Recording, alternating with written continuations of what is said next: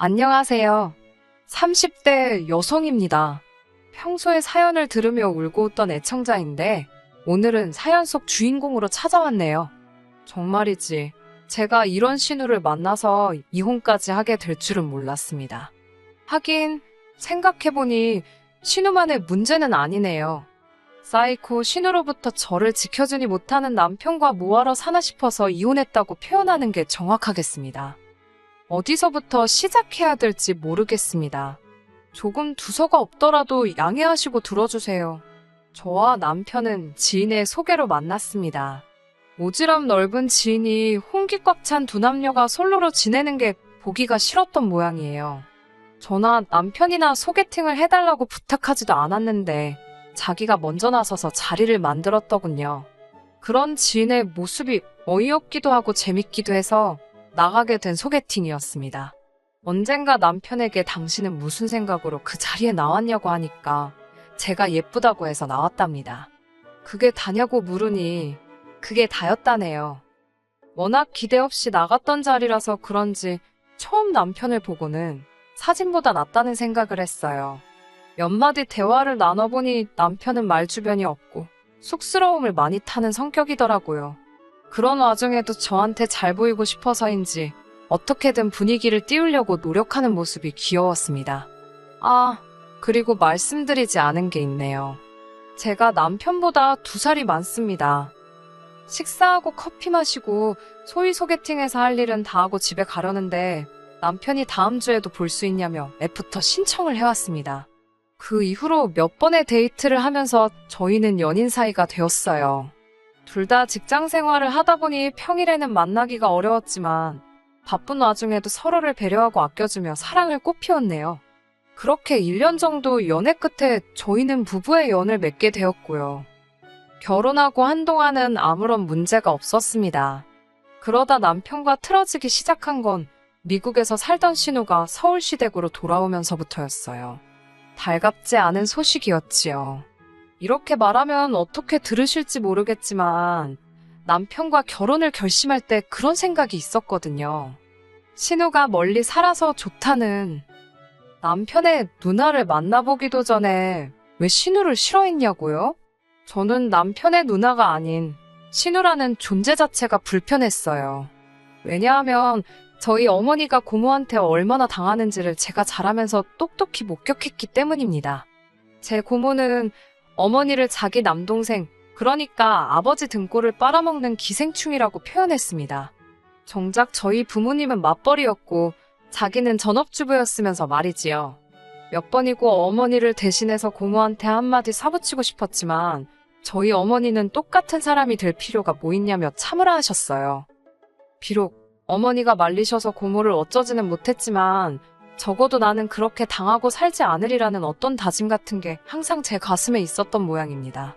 그래서 남편이 누나, 그러니까 신우가 미국에 산다고 했을 때 속으로 쾌재를 불렀지요. 이 사람이랑 살면 적어도 신우와의 갈등 같은 건 고민하지 않아도 되겠다고요. 그런데 신우가 이렇게 빨리 귀국을 할 거라곤 상상도 못했습니다.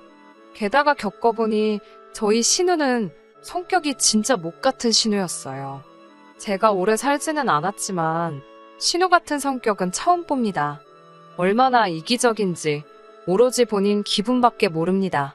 부모고 뭐고 눈에 보이는 게 없는 것 같아요. 일단 자기 기분이 안 좋아지면 주변 사람들 기분도 기어이 망쳐놓고 말지요.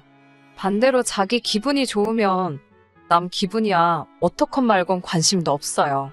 이제 이혼까지 한마당에 제가 못할 말이 뭐가 있겠습니까? 살면서 신우 같은 꼴통은 본 적이 없습니다.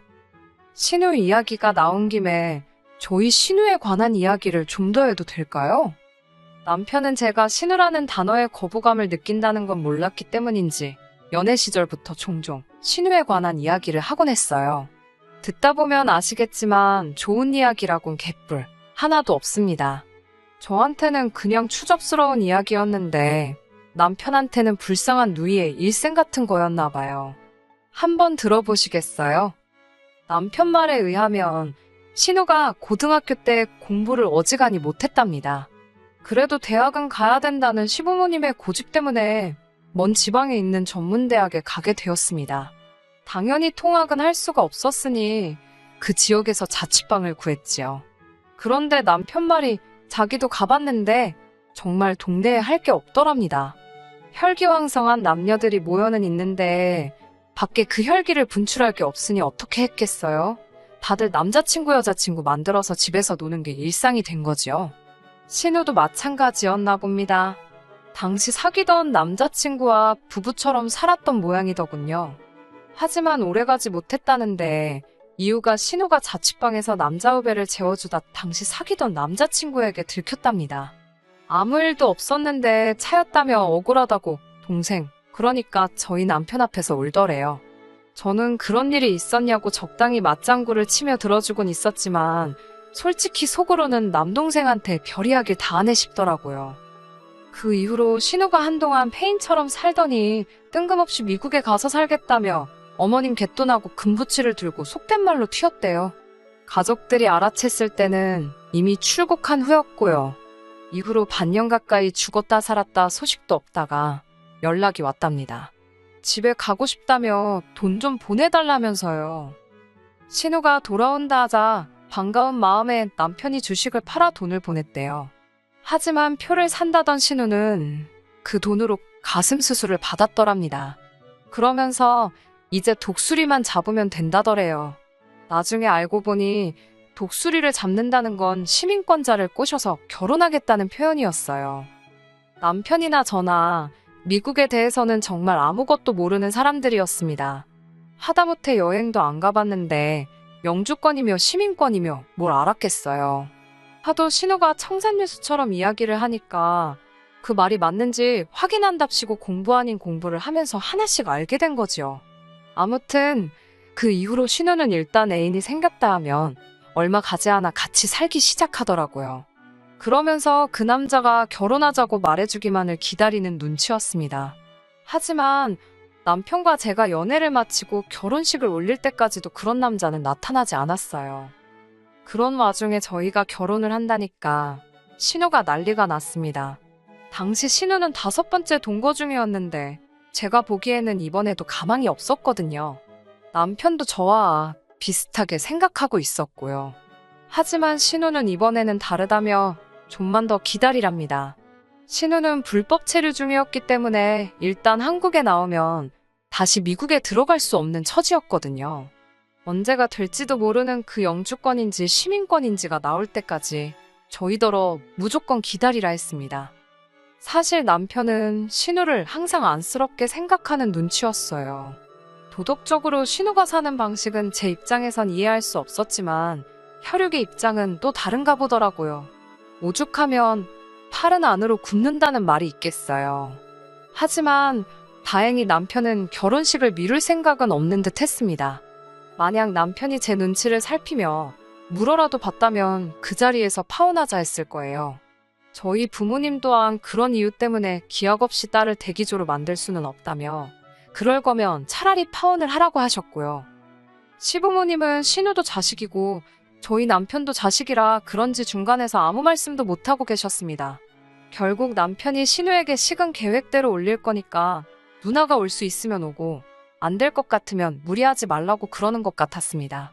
전화기 너머로 잘 들리지는 않았지만 신우가 고래고래 소리를 지르는 것 같았어요. 그래도 남편이 확실하게 정리를 해주니 역시 이 남자랑 결혼하길 잘했다 싶었지요. 그렇게 희망의 끈을 놓지 못하고 있던 신우가 갑자기 다 필요 없다며 한국으로 돌아온 건 저희가 결혼한 지 6개월쯤 됐을 무렵입니다.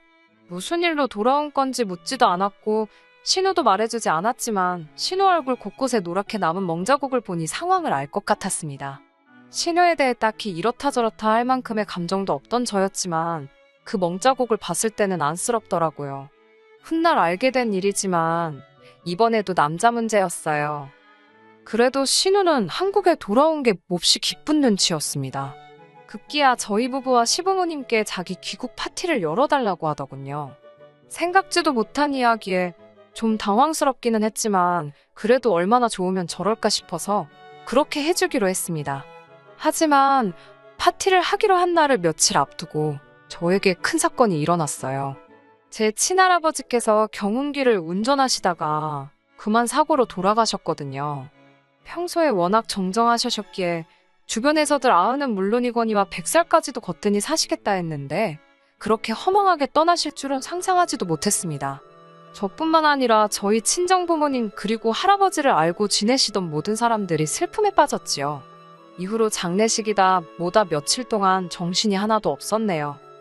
한 달쯤 지났을까 주말이었습니다.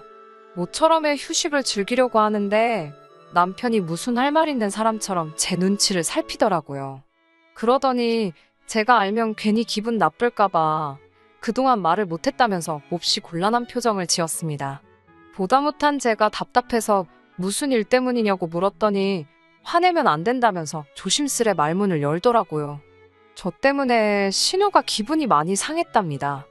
요 근래에는 신우랑 연락도 주고받질 않았는데 갑자기 그게 무슨 소리냐니까 귀국 파티인지 뭔지 그 이야기를 꺼내더라고요. 당시 제가 할아버지 일로 마음이 안 좋아 보여서 저를 빼고 남편이랑 시부모님이랑 셋이 그놈의 귀국 파티인지 뭔지를 했답니다.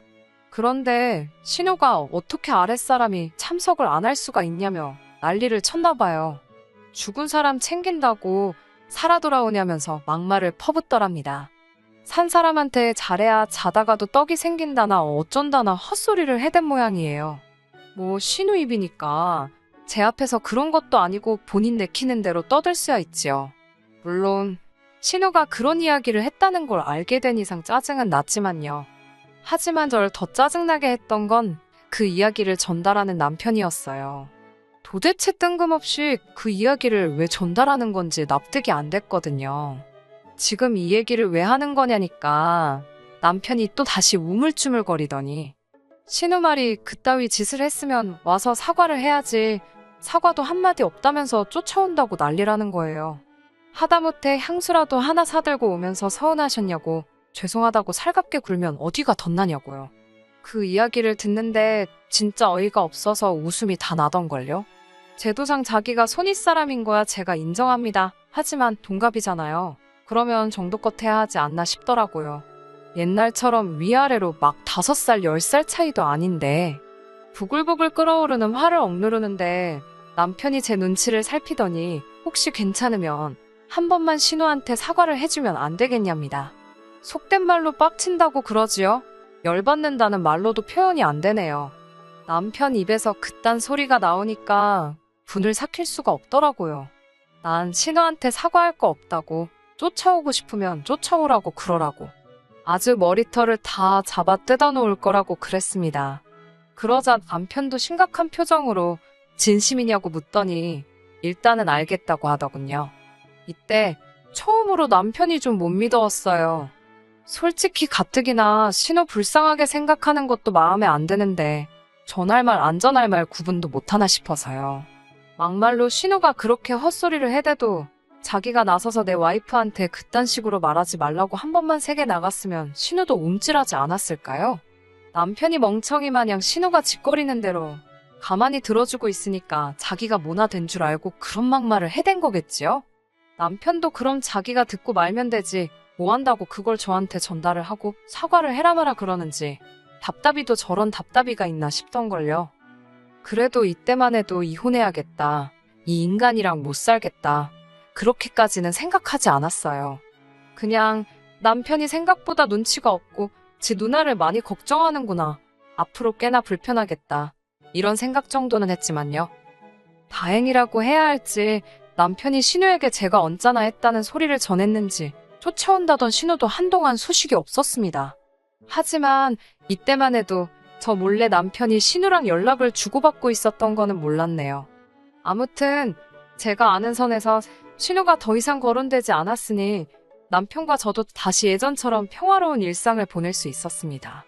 그 생활이 오래가지 못했지만요. 저는 회사를 다니는 직장인이었고 남편은 시청에서 일하는 공무원이었습니다. 그렇다 보니 늘 제가 남편보다 2시간 정도는 늦게 퇴근을 하는 편이에요. 하지만 돈은 제가 남편보다 2배 정도 벌어요. 돈 많이 번다고 생색내려고 꺼낸 이야기가 아닙니다. 왜 남편과 집안일을 분담하게 됐는지 간략하게 설명드리고 싶어서요. 보통 집에 오면 7시 반쯤 되는데 딱 저녁 식사 시간이잖아요. 남편은 5시 반에서 6시 사이면 집에 오거든요. 그렇다 보니까 저녁 식사 준비는 보통 남편이 하는 편입니다. 주말에는 제가 하는 편이고요. 이 밖에도 빨래나 분리수거 같은 집안일들은 그때그때 시간적으로 여유 있는 사람이 하는 편인데 보통 평일에는 남편이 하게 되더군요. 친정에서도 아버지와 어머니가 자주 집안일을 같이 하셨기 때문에 저에게는 그다지 낯설지 않은 모습이었어요. 남편이 이런 집안일 분담에 불만이 있다고는 생각도 못했습니다. 단 한 번도 귀찮아하는 내색도 없었고 늘 본인이 먼저 도와줄 거냐며 물어보곤 했거든요. 그래서 당연히 저처럼 남편도 집안일을 반반씩 하는 것에 대해 암묵적인 동의를 하고 있다고 믿었는데 그게 아니었던 모양입니다. 뭐 사람이 불만을 가질 수 있어요. 충분히 이해합니다. 하지만 남편이 그 불만을 신우에게 이야기했다는 걸 알았을 때는 왠지 모르게 불쾌하고 화가 나더라고요. 부부간의 일은 부부끼리 해결해야 된다고 생각했는데 남편은 저와 상의를 해보기도 전에 누나한테 쪼르르 달려가서 해결책을 물어본 거잖아요. 과묵한 줄 알았던 남편이 이렇게 촉새였나 싶고 신우가 우리 부부 생활을 알았다니 자존심도 상하고 기분 참 더럽더라고요. 음식도 그렇습니다. 앞에서는 뭘 해줘도 맛있다, 너무 맛있다를 연신 외쳐대며 먹어치우던 남자였습니다. 하지만 알고 보니까 거의 매일같이 신우가 오늘은 뭘 먹었냐, 제가 뭘 해줬냐며 확인을 하고 있었더라고요. 그러면 남편은 거기다 대고 제가 무슨 음식을 해줬었는데 짰다, 매웠다, 달았다, 어쩌고저쩌고 오만 이야기를 다 했더라고요. 제가 이런 사실들을 어떻게 알았을까요? 그건 바로 쫓아와서 저를 가만두지 않겠다던 신우가 정말로 쫓아왔기 때문입니다. 집에 들어온 신우는 가타부타 말도 없이 제 얼굴에다 종이 한 장을 들이밀더군요. 대충 읽어보니까 며느리 도리, 아내의 도리 그리고 올케의 도리와 같은 것들이 적혀 있더라고요. 올케의 도리는 또 처음 들어보네. 가지가지한다 싶어서 속으로 비웃었어요. 얼른 신우에 도리 한 장 써줘야겠다 싶더라고요. 그 신우가 잘 읽어보고 앞으로 그 도리들을 가슴에 새기면서 살랍니다. 특히 자기 남동생한테 잘하래요. 그러면서 남편과 그동안 주고받은 문자 메시지를 저에게 보여주더라고요. 네 남편이 이렇게 힘들어하는데 넌 알고 있었냐면서 남편 귀한 줄도 모르냐입니다. 여기서부터는 저도 남편 때문에도 열받고 기고만장한 신우한테도 화가 나서 말이 막 나갔어요. 신우에게 시집도 안 가본 형님이 그걸 어떻게 아냐고. 아, 같이 살아봤으면 하긴 시집 가본 거로 쳐야 되나요? 그러면 몇 번을 갔다 오셨네요. 선배님은 맞네요. 선배님이 해주시는 조언이라 생각하고 가슴에 새기겠다 했습니다. 제가 빈정대고 비아냥거리자 신우가 저더러 약 먹었냐면서 미쳤냐고 악을 쓰더라고요. 그러는 신우를 보니까 점점 더 재밌었고요. 형님, 그런데 아내 도리만 몇 번 해보신 거잖아요. 그렇지요? 결혼은 안 해봤으니까 며느리의 도리랑 올케의 도리, 이건 또 무슨 개소리래요? 이런 건 모르시겠다. 이건 내가 해보고 알려줄게. 알겠지? 라며 말을 잘라버렸어요. 신우가 너무 재수없어서 봐주기가 싫더라고요. 그래도 그동안에는 윗사람이라고 남편이나 잡들이를 했지 자기는 가만 내버려뒀더니 나를 뭘로 보고 이따위로 나오나 싶어서 이번에는 기선제압을 해야겠더라고요. 그때 퇴근한 남편이 집으로 돌아왔고 저는 들고 있던 신우 핸드폰을 남편에게 들이밀며 이게 다 뭐냐고 물었습니다. 당황한 남편에게 불만이 있으면 나한테 그냥 말을 하면 되지 왜 미주알고주알 신우에게 일러 바쳤냐 하니까 그냥 신우 기분 좋으라고 대충 한 이야기랍니다. 신우가 얼마나 심심하고 지루하면 저런 걸 다 물어볼까 싶어서 적당히 맞춰준 거라나요. 그 이야기를 옆에서 들은 신우가 또 남편에게 악다구니를 쓰더라고요. 너는 누나가 너 도와주려고 여기까지 왔는데 그게 할 소리냐며 제가 그렇게 무섭냐면서. 그때부터 정말이지 상황이 가관이었어요. 신우가 악을 쓰자 남편이 이번엔 또 신우 편을 드느라 어쩔 줄을 모르는 거예요. 저더러 남매끼리 이야기하다 보면 이런저런 별의별 얘기를 다 할 수도 있는 거랍니다. 그러면서 사적인 대화인데 그걸 이렇게 문제 삼으면 자기는 이제 아무하고도 말을 못한답니다. 언제라도 제가 알아채면 이렇게 난리가 날 수 있으니까 무서워서 말을 못할 거라나요. 이건 뭐 저를 또 나쁜 사람으로 만들더라고요. 부부싸움도 아니고 신우까지 껴서는 왜 내가 이런 말도 안 되는 다툼에 에너지 낭비를 해야 하나 싶었습니다. 신우든 저든 둘 중 한 명이 납작 엎드리지 않으면 이런 일은 계속 되겠더군요. 결혼 전 분명히 남편에게 제가 시댁하고 갈등이 생기든 어쩌든 무조건 제 편에 서줘야 한다고 박쥐처럼 이쪽 저쪽 붙어서 중재하려 들지 말아달라고 신신당부를 했었는데 그 이야기는 다 잊은 듯 했어요. 남편에게 아내 편에 서달라고 하는 게 큰 부탁인가요? 저는 그렇게 생각하지 않습니다. 설령 큰 부탁이라도 들어준다 했으면 노력은 해야 하는데 남편에게선 그런 희망이 안 보이더라고요. 그래서 결국 남편과 이혼하기로 한 겁니다. 남편은 누나가 아직 짝을 못 만나서 그리고 그동안 힘들게 살아와서 그런 거라는데 그것도 사람이 좀 착하고 안 됐고 해야 마음이 쓰이지 않겠어요? 괜히 잘 살고 있는 동생 부부한테 윗사람이랍시고 한마디 두마디 얹으려니까 이 사단이 난 거지요. 저는 됐다고 그 불쌍한 누나 네가 열심히 챙기고 살라고 했습니다. 네 누나가 지멋대로 살다가 저꼴난 걸 내가 왜 이해해줘야 되는지 모르겠다고요. 신우한테도 동갑내기로서 충고하는데 인생 그렇게 막 살지 말라고 했습니다. 막말로 남자하고 붙어먹어서 얼마나 연명할 수 있겠냐고요. 기술이라도 좀 배우라면서 너 먹여 살리시는 시부모님이 불쌍하다니까 아주 눈 뒤집고 덤비게 생겼더라고요. 뭐 아무튼 그렇게 한바탕 진탕 싸우고 나서 양쪽 집안 다 난리가 났지요. 신우는 하극상이라며 사과하라고 난리를 쳤지만 이 모든 사태의 원인인 신우의 말에 귀 기울여줄 사람은 없었어요. 남편이란 인간만 그러지 말고 불쌍한 사람이다 생각하고 지 누나 한 번만 봐주고 저더러 화 좀 풀라며 제 속을 긁어놓기는 했지만요. 결국 얼마 전에 남편과 완전히 남남으로 갈라섰습니다. 전세집 보증금이야 제가 마저 살고 나갈 때 깔 거 까고 준다고 했습니다. 보증금에 제 돈이 더 많았고 혼수에 남편 돈이 들어가서 그나마 다행이었어요. 언젠가 한번 시어머니께서 연락을 해오셨어요. 신우를 시댁에서 내보내셨답니다. 보고 있으면 당신 아들 이혼시켰다는 생각이 아무리 딸이라지만 미워서 꼴도 보기 싫으셨다더군요. 그러니까 이제라도 다시 당신 아들과 합치면 안 되냐입니다. 당연히 정중히 거절했지요. 우습게도 얼마 지나지 않아 남편과 신우가 같이 산다는 소식을 들었네요. 뭐 더러운 상상은 하기도 싫습니다. 그 정도는 아니겠지요. 끝까지 들어주셔서 감사합니다. 오늘의 사연은 여기까지입니다.